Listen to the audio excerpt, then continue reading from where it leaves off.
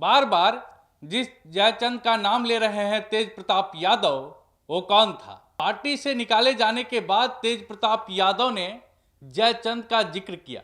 उनका इशारा पार्टी के भीतर और बाहर मौजूदा गद्दारों की तरफ था। तेज प्रताप यादव लिखते हैं, मेरे प्यारे मम्मी पापा, मेरी सारी दुनिया बस आप दोनों में ही समाई है। आपका दिया कोई भी आदेश मेरे पापा, मुझे सिर्फ आपका विश्वास और प्यार चाहिए, ना कि कुछ और। पापा आप नहीं होते तो ये ना तो पार्टी होती और ना मेरे साथ राजनीति करने वाले कुछ जयचंद जैसे लालची लोग। बस मम्मी पापा आप दोनों स्वस्थ और खुश रहें हमेशा। मेरे अर्जुन से मुझे अलग करने का सपना देखने वालों, तुम कभी अपनी साजिशों में सफल नहीं हो सकोगे। कृष्ण की सेना तो तुम ले सकते हो, लेकिन खुद कृष्ण को नहीं। हर साजिश को जल्द बेनकाब करूंगा। बस मेरे भाई भरोसा रखना, मैं हर परिस्थिति में तुम्हारे साथ हूं। फिलहाल दूर हूं, लेकिन मेरा आशीर्वाद हमेशा तुम्हारे साथ था और रहेगा। मेरे भाई मम्मी पापा का ख्याल रखना। जयचंद हर जगह है, अंदर भी और बाहर भी।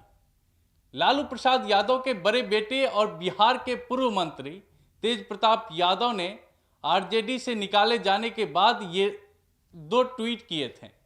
पहला ट्वीट अपने माता पिता यानी लालू प्रसाद यादव और राबड़ी देवी के लिए, और दूसरा छोटे भाई तेजस्वी यादव के लिए। खास बात यह है कि दोनों ही ट्वीट में तेज प्रताप यादव ने जयचंद का जिक्र किया। उनका इशारा पार्टी के भीतर और बाहर मौजूद गद्दारों के तरफ था।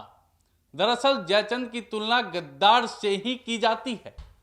ऐसे में चलिए जानते हैं कि ये जयचंद कौन था और उसकी तुलना गद्दार से क्यों की जाने लगी। यानी किसी को सीधे गद्दार ना कहकर जयचंद कह दिया जाए तो भी उसे गाली ही समझा जाता है।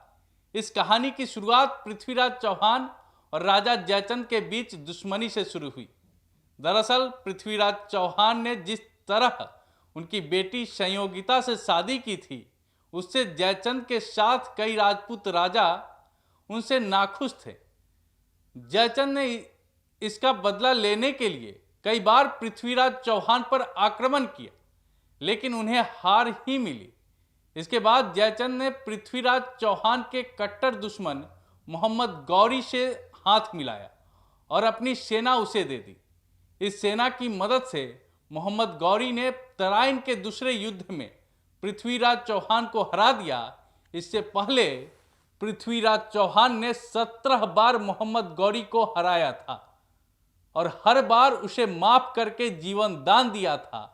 जयचंद के धोखे के कारण पृथ्वीराज चौहान की हार हुई, जिस कारण उन्हें गद्दार कहा जाने लगा। हालांकि इतिहासकारों में इसको लेकर मतभेद भी है। आपका तर्क क्या कहता है इन चीज़ों को लेकर के? हमारे कमेंट बॉक्स में अपनी प्रतिक्रिया दीजिए। बाकी अभी के लिए धन्यवाद। मिलते हैं अगली वीडियो में।